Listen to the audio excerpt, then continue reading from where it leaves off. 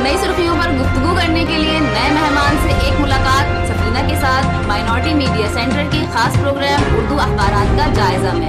आज हमारे साथ गुफ्तगू करने के लिए हमारे स्टूडियो में मौजूद हैं हमारे खास मेहमान CPI यूथ लीग फेडरेशन के कौमी सदर आफ्ताब आलम साहब। हम आफ्ताब साहब से गुफ्तगू करेंगे। आइए इससे कबल आज की बड़ी सुर्खियों पर नजर डाल लेते हैं। रोजनामा इनकलाब की बड़ी सुर्खी ये रही, बेल्जियम में दहशतगर्दाना हमला, 34 हलाक। राजधानी ब्रुसेल्स में हवाई अड्डे और मेट्रो में खुदकश धमाके, 100 से ज्यादा अफराद जख्मी, जख्मियों में 2 हिंदुस्तानी भी शामिल। दहशतगर्द तंजीम दाइश ने हमले की जिम्मेदारी कबूल की। बेल्जियम हुकूमत ने नेशनल सिक्योरिटी काउंसिल का इजलास तलब किया। रोजनामा राशिद की बड़ी सुर्खी ये रही, धमाकों से थर्राया बेल्जियम, 35 हलाक। रोजनामा खबरें की बड़ी सुर्खी ये रही, ब्रुसेल्स बम धमाकों से लरज उठा, 34 हलाक, मुतादिद जख्मी। हमारा समाज की बड़ी सुर्खी ये रही, बेल्जियम में दहशतगर्दाना हमले, 35 हलाक, 55 जख्मी। सियासी तकदीर की बड़ी सुर्खी ये रही, धमाकों से कांप उठा यूरोप का दिल, ब्रुसेल्स एयरपोर्ट और मेट्रो स्टेशनों पर सिलसिलावार धमाके, 37 अफराद हलाक, 81 अफराद जख्मी। आलमी रहनुमाओं ने की मजम्मत। हिंद न्यूज की बड़ी सुर्खी ये रही, LG ने दिया आपको 100 नंबर। ब्रुसेल्स में 36 अफराद फिदायीन हमलों की नजर। बेल्जियम में एक के बाद दीगरे 37 धमाके, 34 हलाक, दर्जनों जख्मी, फौज तलब, कर्फ्यू नाफिज, दाइश ने जिम्मेदारी कबूल की।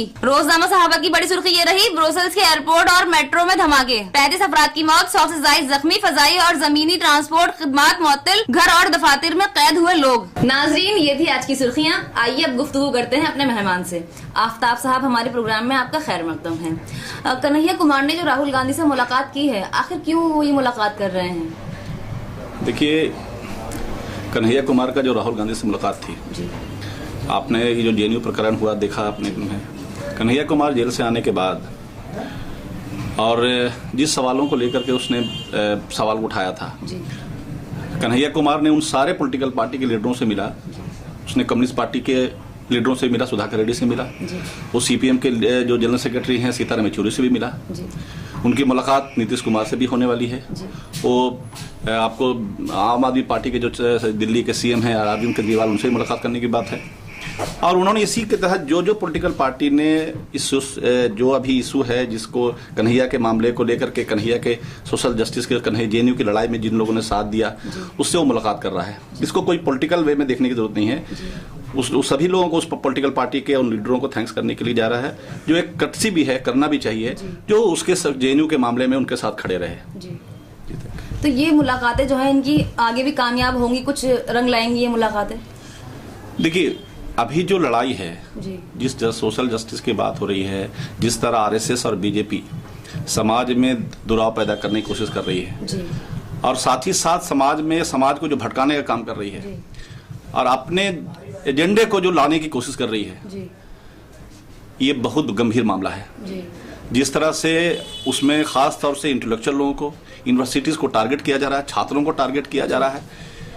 इस लड़ाई को आगे ले जाने के लिए सभी किसी एक आदमी की लड़ाई से होगा नहीं, और इसीलिए सब पॉलिटिकली लड़ाई लड़ना होगा, छात्रों को लड़ना होगा, किसानों को लड़ना होगा, राजनीतिक रूप से भी लड़ना होगा, और इसमें सभी लोगों की जरूरत होगी। इसलिए ये मुलाकात काफी कारगर होगी। और इसीलिए BJP में बेचैनी भी है कि ये इनका जो पासा था कन्हैया कुमार को जेल भेजने के लिए, ये जिस मकसद से किए थे, ये पासा उल्टा पड़ा है, उन पर भारी पड़ा है, और इसको लेकर काफी बेचैन है। कन्हैया कुमार जो है वो एक स्टूडेंट हैं जी। तो उनका काम तो पढ़ाई लिखाई ज्यादा है।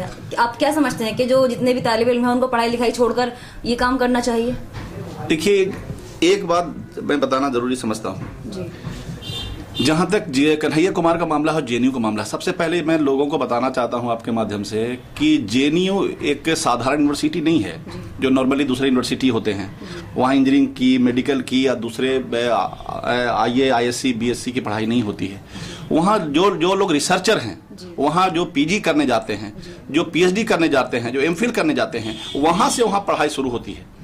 और जो लड़का जो रिसर्चर है, उसको जरूरी है कि जो रिसर्च कर रहा है वैसे लड़के, वैसे नौजवान लोग, और ख़ास तौर से आप देख रहे हैं कि जितनी राजनीतिक छात्रों पे जो हमला हो रहा है, नौजवानों पे हमला हो रहा है, किसानों पे हमला हो रहा है, वो सभी हमले राजनीतिक रूप से हो रहे हैं। इसीलिए मैं ये समझता हूँ कि हर वो छात्र को, हर वो नौजवान को राजनीतिक समझ होनी चाहिए, राजनीति में उनकी भागीदारी होनी चाहिए, और राजनीतिक रूप से उनको जवाब भी देना चाहिए। साहब, हम आपको यहीं पर रोकते हैं, वक्फे का।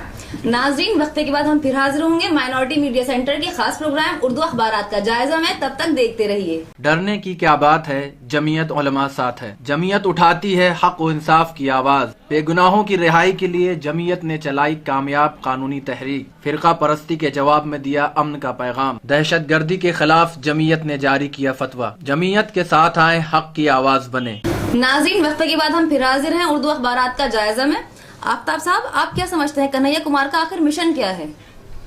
देखिए, कन्हैया कुमार का मिशन वही मिशन है जो आपने देखा होगा। आज देश के पैमाने पे जितने बड़े लीडर हैं, सभी लीडर सब छात्र आंदोलन से आए हुए हैं। और छात्र आंदोलन ही है जो हमेशा समाज में बदलाव का रास्ता दिखाता है। और बहुत दिनों से जो छात्र हैं, जो नौजवान हैं, जो सामाजिक बदलाव में मुखर होकर के जिस तरह से एक अस्थिर सा पड़ गया था, इसमें बहुत दिनों के बाद जेएनयू की इस लड़ाई से एक शुरुआत हुई है।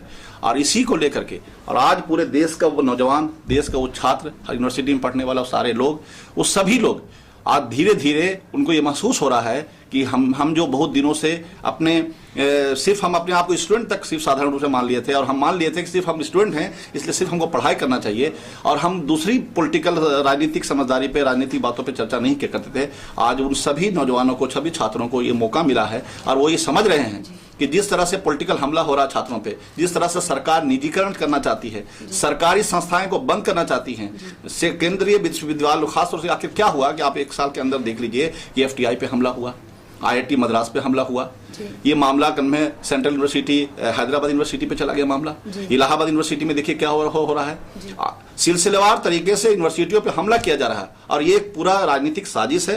सरकार जितनी केंद्रीय विश्वविद्यालय हैं, जहां रिसर्चर पैदा होते हैं, जहां से आवाजें बुलंद होती हैं, इनको बंद करना चाहते हैं। और इनके जगह पे ये चाहते हैं कि बाहर की यूनिवर्सिटी आकर के, एफडीआई आकर के प्राइवेटाइजेशन के कॉलेज खोलें, यूनिवर्सिटी खोलें। आपने देखा अभी श्री महाराज ने क्या बोल दिया कि सरकारी स्कूल में जो बच्चे पढ़ते हैं वो नक्सली बनते हैं। इसका मतलब है कि आप क्या बताना चाहते हैं कि जितने सरकारी स्कूल में पढ़ने वाले बच्चे हैं, जितने पूर्वज जितने लीडर हैं, वो कहाँ पढ़ा करते थे? पहले सरकारी स्कूल में पढ़ा करते थे। कितने प्राइवेट स्कूल होती थी? क्या वो सब नक्सल थे? ये इस तरह से करके भटकाना चाहते हैं ये लोग। सरकारी संस्थाओं पे हमला कर रहे हैं, सरकारी विश्वविद्यालय पे, कॉलेज को, स्कूलों को बंद कर देना चाहते हैं, उसके जगह पर प्राइवेटाइजेशन को बढ़ावा देना चाहता है। इसीलिए मैं अपील करना चाहता हूं सारे उन नौजवानों को, छात्रों को और दूसरे बुद्धिजीवियों को कि इस लड़ाई को हमको आगे ले जाना पड़ेगा और सरकार की जो नीति है उसको हमको नाकाम करना पड़ेगा। कन्हैया कुमार से दूसरे जो स्टूडेंट्स हैं वो मुतासिर हो रहे हैं? जी हाँ, हो रहे हैं। तो जैसे हमारे यहाँ स्कॉलर्स पैदा हो रहे हैं, अगर वो उनसे मुतासिर होते हैं और वो इसी तरह का काम करने लगते हैं, तो आपको नहीं लगता है कि वो स्कॉलर्स उस तरह से पैदा नहीं होंगे फिर यूनिवर्सिटीज में? नहीं, ऐसा नहीं है। पढ़ाई अपनी जगह पे है, पढ़ाई की जवाब आप अपना जहन या तो पढ़ाई में लगाइए, अब या फिर लोगों से मिलने जुलने में और इस तरह के काम में लगाइए। आपको पॉलिटिक्स में जाना है तो दोनों का, आपको दोनों में वक्त देना होगा। देखिए, एक स्कूल के बच्चे अगर राजनीति में आते हैं उनका मामला अलग है, लेकिन जो रिसर्चर हैं, जिन्होंने अपनी पढ़ाई पूर्ण कर ली है, जो एमफिल कर रहे हैं, जो रिसर्च कर रहे हैं, पीएचडी के स्टूडेंट है, ठीक है, वो 28 साल के, 30 साल के, 32 साल के नौजवान हैं, अगर वो राजनीतिक समझ नहीं रखेंगे तो कौन रखेगा? क्या आप चाहते हैं कि देश का भविष्य सिर्फ उन गिने चुने जो लोग जो पढ़े लिखे नहीं हैं, ठेप्पा मार लोग हैं, ठीक है, जो अपने अंडर में कई आईएएसओं को, जो लोग आईएएस को अपने अंडर में काम कराते हैं, और वो लोग आप देख लीजिए सिलसिलेवार तरीके से, आप केंद्रीय मिनिस्टरों का अगर लिस्ट निकालिएगा तो आपको अभी तक नहीं पता होगा कि हमारे पीएम साहब का एजुकेशन क्या है। हमारे जो शिक्षा मंत्री हैं, उनका जो एजुकेशन, हायर एजुकेशन है, वो जहां से पढ़ाई शुरू होती है जेएनयू में, उनसे भी कम है। तो ये स्थिति बन गई है कि हमारे जो भविष्य तय करने वाले लोग हैं वो कितने पढ़े लिखे हैं। आज के समाज में 21वीं सदी में भी अगर हम पढ़े लिखे लोगों को, इतना बड़ा जमात हिंदुस्तान को चलाना चाहते हैं, 125 करोड़ जिसकी आबादी है, और हम उन लोगों के हाथ में दे देना चाहते हैं जिनको समाज के बारे में ठीक से आइडिया ही नहीं है, सामाजिक न्याय को जानते नहीं है, सामाजिक न्याय की लड़ाई लड़ा ही नहीं है। इसीलिए जरूरी है कि हम छात्रों को, नौजवानों को राजनीतिक रूप से उनको आगे लाएं, सामाजिक लड़ाई लड़ें और सामाजिक न्याय दिलाने के लिए उनको आगे आना चाहिए। आफ्ताब साहब, बहुत ही उम्दा गुफ्तगू हो रही थी आपसे। हमारे पास वक्त की कमी है, नहीं तो हम मजीद गुफ्तगू करते। आप हमारे प्रोग्राम में तशरीफ लाए, बहुत बहुत शुक्रिया। नाज़रीन, हम गुफ्तगू कर रहे थे आफ्ताब आलम साहब से। हमने गुफ्तगू की कन्हैया कुमार की राहुल गांधी से मुलाकात पर, और इनकी ये मुलाकात कितनी कामयाब होगी। कल फिर मुलाकात होगी नई शख्सियत के साथ और कुछ नई खबरों को लेकर माइनॉरिटी मीडिया सेंटर के खास प्रोग्राम उर्दू अखबारात का जायजा में। तब तक के लिए खुदा हाफिज।